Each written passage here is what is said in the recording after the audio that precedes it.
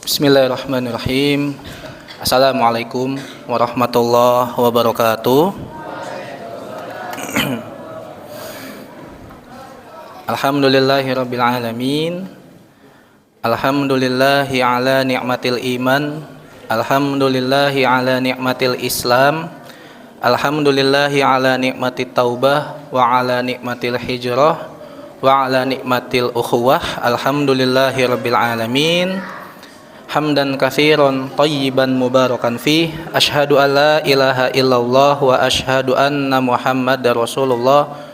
Allahumma shalli wa sallim ala sayyidina Muhammad wa ala ali sayyidina Muhammad, amma ba'd. Puji syukur kehadirat Allah hari ini, Tuhan yang hari ini jiwa kita ada di tangannya. Semoga hadirnya kita di sini menambah ketakwaan kita kepada Allah Subhanahu wa taala, dan tak lupa kita juga bersalawat kepada Nabiullah Muhammad sallallahu alaihi wasallam, nabi terakhir, dan tidak ada lagi nabi setelah Nabi Muhammad. Kalaupun ada, perlu dikhawatirkan. Kenapa? Karena kalau sampai muncul 30 orang ngaku nabi, kiamat datang. Nah, kita coba hitung nih. Dulu pernah ada namanya Musadek dari Bogor. Masih ingat gak nih? Dia ke Bogor, ke Bogor, pergi menyendiri, pulang dapat wahyu. Wush. Saya kalau ke Bogor pulang bawa tales ya. Satu. Ada lagi di India namanya Sai Baba. Dia bukan ngaku nabi lagi, Tuhan. Bahkan pengikutnya tidak hanya dari India tapi dari luar. Maka dari itu sangat penting buat kita terkait mengimani bahwasanya Nabi Muhammad adalah yang terakhir. Kalaupun nanti di sesi terakhir dunia ya, di peperangan kita nanti Nabi Isa akan diturunkan kembali oleh Allah berdasarkan takdirnya, sehingga akan membantu Imam Mahdi. Cuma jamaah tarawih yang berbahagia yang dirahmati Allah Subhanahu wa taala, untuk malam hari ini tidak panjang, hanya ingin menyampaikan kembali. Pertama, Masya Allah ya, di masjid kita ini banyak buku-buku yang bagus-bagus banget. Itu di rak belakang warna putih itu ada buku fikih, tulisan dari Ustadz Ahmad Sarwat LCMA. Itu fikihnya menyeluruh, jadi nggak cuma satu mazhab, semuanya ada. Di situ juga ada fikih toharoh dan lain-lainnya. Sampai ada satu hal yang saya baru tahu sebelum nanti masuk ke yang inti. Ternyata sholat yang sekarang kita lakukan, zaman dulu itu tata caranya, metodenya unik, beda. Atau yang sering kita dapetin qiyam atau berdiri, menegakkan. Jadi nabi-nabi terdahulu juga sholat, cuma caranya nggak pakai ruku, nggak pakai sujud, hanya berdiri. Contoh Nabi Zakaria. Nabi Zakaria itu pas lagi berdiri, itu belum selesai sholatnya, fanadathum malaikah, langsung turun malaikat mengabulkan apa yang didoakan. Ini menjadi dalil ternyata waktu yang tepat untuk berdoa enggak hanya pas lagi sujud. Gak apa-apa Pak, anak kecil, saya happy. Paling nanti Ustadz Agung aja yang kerepotan. Kita doakan yang belakang nih, anak kecil 10 tahun ke depan jadi imam ya. Amin ya. Felix nih. Kita ini nih seneng kayak gitu. Tadi sampai mana ya saya? Oh, berdiri. Sampai ternyata ada momen di mana zaman dulu itu sholat boleh berbicara. Jadi waktu saya baca buku fikihnya, saya langsung ngebayangin. Di situ dijelaskan zaman dulu ketika Rasulullah itu dan para sahabat itu sholat, belum sempurna sholatnya, baru diturunkan perintah untuk sholat 5 waktu, tata caranya belum lengkap. Jadi Allahu Akbar, sahabat nanya, nanti habis ini kemana? Zaman dulu, bukan sekarang. Jadi zaman dulu itu ada momen di mana sholat itu sambil ngobrol. Boleh ngobrol, bukan sambil lah, boleh ngobrol. Jadi Allahu Akbar, Terus datang saudaranya nih, Allahu Akbar. Antum kemarin kemana kok nggak ketemu di pasar? Kita kan janjian. Ternyata setelah ditelaah, kenapa zaman dulu itu masih boleh kayak gitu? Atau kenapa orang zaman dulu itu menganggap ketika sholat masih boleh ngobrol, dan mereka kayaknya harus ngobrol. Kenapa? Karena pertemuan mereka zaman dulu cuma di masjid. Dulu belum ada SMS, belum ada WhatsApp dan lain-lainnya, sehingga pertemuan sahabat dan nabi-nabi itu dan Nabi Muhammad itu ada di masjid pas lagi sholat. Makanya itu digunakan juga. Kenapa? Karena kalau udah selesai sholat langsung balik lagi. Cuma setelah dari itu muncul perintah Allah di mana kalau sholat itu harus khusyuk. Nah, khusyuk inilah diterangkan oleh Nabi yang langsung diajarkan oleh Jibril.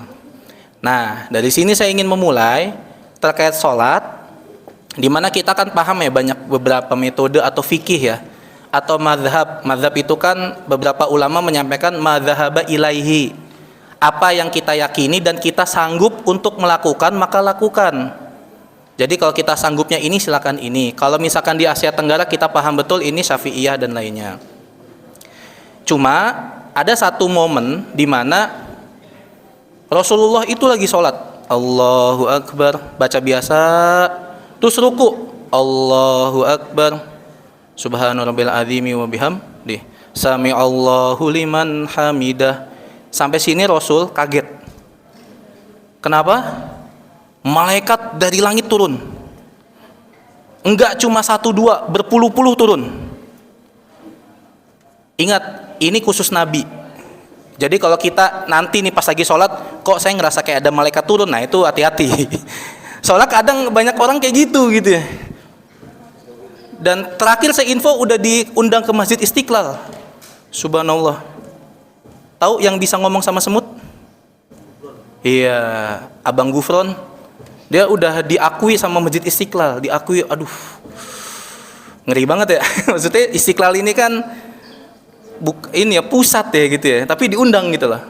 Yang dimana kalau ngomong saya juga kagak ngerti ya. Saya walaupun gak ngerti bahasa Arab tapi gak gitu-gitu amat sih bahasa Arab dan lainnya. Nah, ketika Nabi lagi sholat, pas Sami Allahu liman hamidah, malaikat turun. Nabi merasakan itu. Nih kok kenapa tumben nih? Di sholat yang sekarang ini kok malaikat turun pas lagi itidal, pas lagi berdiri, Sami Allahu liman hamidah. Dan turunnya bukan ke Nabi, tapi ke jamaahnya. Bukan yang paling depan, tapi di tengah-tengah. Karena kalau paling depan tuh sahabat utama tuh, ada Abu Bakar, Umar, ya enggak. Setelah selesai sholat, ternyata Nabi dikasih tahu. Ada sahabat, nggak tahu siapa Nabi, yang ngomong kayak gini pas lagi Sami Allahu liman hamidah, Rabbana walakal ham. Ditambahin sama dia, hamdan katsiran thayyiban mubarakan fi. Nabi tahu nih, wah ini siapa nih? Nabi nggak ngajarin, sahabat-sahabat utama juga tidak mengatakan itu, tapi malaikat datang. Akhirnya Nabi setelah selesai sholat sebagai sunnahnya balik kanan dalam posisi duduk, lalu menanyakan pada sahabat, ketika aku sedang sholat di rakaat segini, ketika sedang i'tidal, malaikat turun datang dan menghubungi satu orang, tapi saya nggak tahu itu siapa. Tapi saya tahu jamaah ini mengatakan ketika i'tidal, hamdan katsiran thayyiban mubarakan fi. Terus Nabi bilang, siapa yang ngomong itu? Sahabat takut dong.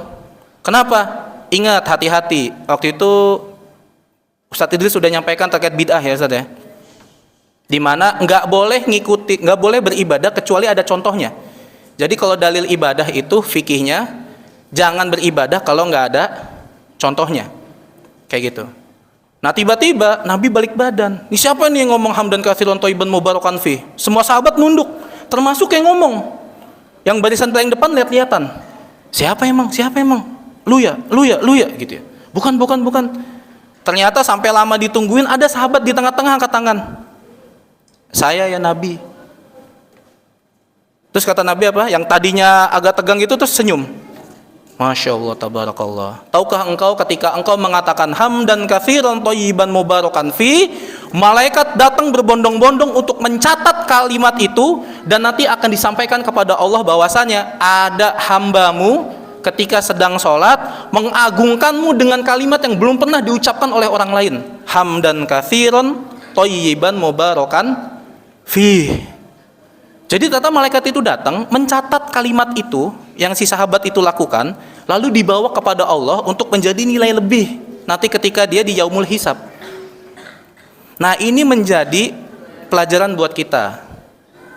Pertama, kalau Nabi membiarkan bahkan membolehkan walaupun Nabi tidak melakukan, itu tandanya boleh bahkan berpahala. Contohnya apa tadi? Ya.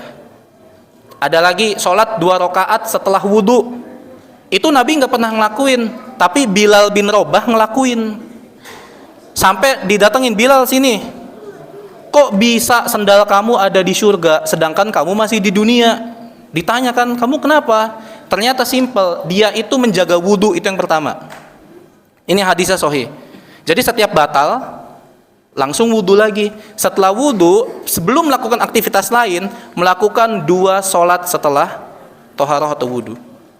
Nah, itu boleh dilakukan kalau kita lagi pusing, penat, wudhu tuh sholat 2 rakaat, sholat sunnah aja biasa, itu boleh. Jadi nggak perlu nunggu waktu sholat. Kalau kita lagi butuh Allah bisa kayak gitu.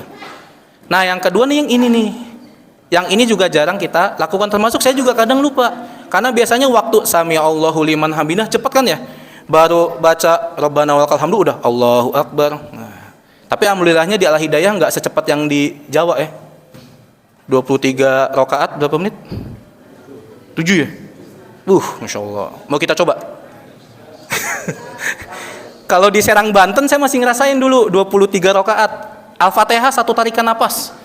Alhamdulillahirabbil alamin arrahmanir rahim maliki yaumiddin iyyaka na'budu wa iyyaka nasta'in ihdinas siratal mustaqim siratal ladzina an'amta 'alaihim ghairil maghdubi 'alaihim waladdallin. Amin. 1 tarikan napas.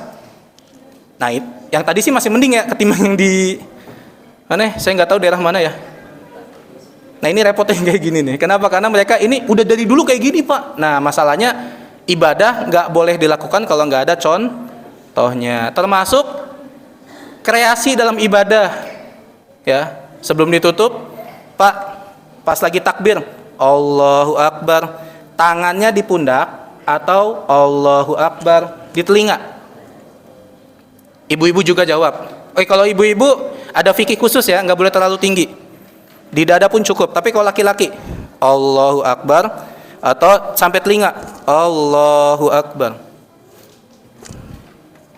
Yang di dada boleh angkat tangan. Yang takbirnya sampai dada doang, sampai pundak, maaf. Yang sampai telinga. Nah, ini kagak ada yang angkat tangan nih. Takbirnya dalam hati lagi. Yang benar yang mana?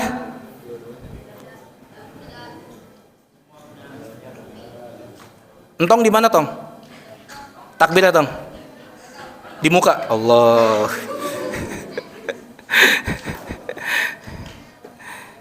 Oke. Dua-duanya benar. Yang salah yang kagak takbir. Ya. Jadi saya senang fikih. Saya baca banget buku fikih. Beberapa mazhab juga saya baca, termasuk yang salafi yang keras-keras itu saya baca. Tapi akhirnya saya tahu kenapa mereka keras, karena mereka tidak berdiskusi. Itu aja. Nah, Imam Asy-Syafi'i itu termasuk yang kalau bisa dapat pahala banyak, kenapa enggak gitu. Makanya beberapa murid-murid Imam Asy-Syafi'i, kalau di saya daerah Serang Banten, Allah. Jadi kayak habis dari pundak, naik dikit ke kuping. Allahu Akbar. Akhirnya saya tanya dong, kenapa? Pertama, sahabat Nabi pernah melakukan itu juga semuanya, mau di pundak ataupun di kuping. Tapi kata murid-murid Imam Syafi'i ini, kalau kita takbirnya di kuping, sunnah takbir di pundaknya insya Allah dapat pahala. Tapi kalau yang di pundak doang, maka pahala yang di kuping enggak dapat. Wah, logis. Dan ini tidak melanggar syariat. Tapi ingat, enggak boleh kreatif. Oh, kalau gitu makin atas makin bagus. Allah. Nah, ini ya, ini fikih namanya. Dan fikih itu ada ilatnya, syarat dan ketentuannya. Contoh yang saya ucapkan, ini dalam kondisi normal. Mohon maaf banget, mohon maaf jikalau ada saudara kita yang disabilitas. Mohon maaf ya, misal tangannya tidak sempurna, maka kaidah ini jangan dipaksakan. Jangan dipaksakan. Ya. Terakhir, at-tahiyatul mubarakatus. Biasa pas lagi sholawat, kita kan telunjuknya muncul ya. Ya kan? Pertanyaannya mohon maaf banget. Ini kalau misalkan dikata ada yang bertanya, pernah ditanya juga ke saya disabilitas. Ustaz, kalau misalkan saya nggak punya telunjuk gimana? Nah itu gimana jamaah? Pas lagi tahiyat, maaf banget, kondisinya dia nggak ada telunjuknya. Diganti, pakai jempol atau jari tengah manis. Ternyata ulama fikih menyampaikan, tetap biarkan saja engkau demikian dengan seakan-akan engkau melihat telunjuknya sedang muncul. Jadi nggak usah diganti dengan jari lain. Nah, jadi gini, fikih itu memudahkan. Kalau kita paham fikih, insya Allah Islam itu akan lembut banget. Kita tidak akan saling menyalahkan, kita tidak akan saling membenci. Tinggal kita meyakini saja apa yang kita pegang sehingga kita bisa mengamalkan sesuai dengan apa yang kita baca. Itu aja dari saya. Wallahu a'lam bishawab. Terima kasih. Al-haqqu mir rabbik fala takunanna minal mumtarin. Assalamualaikum warahmatullahi wabarakatuh.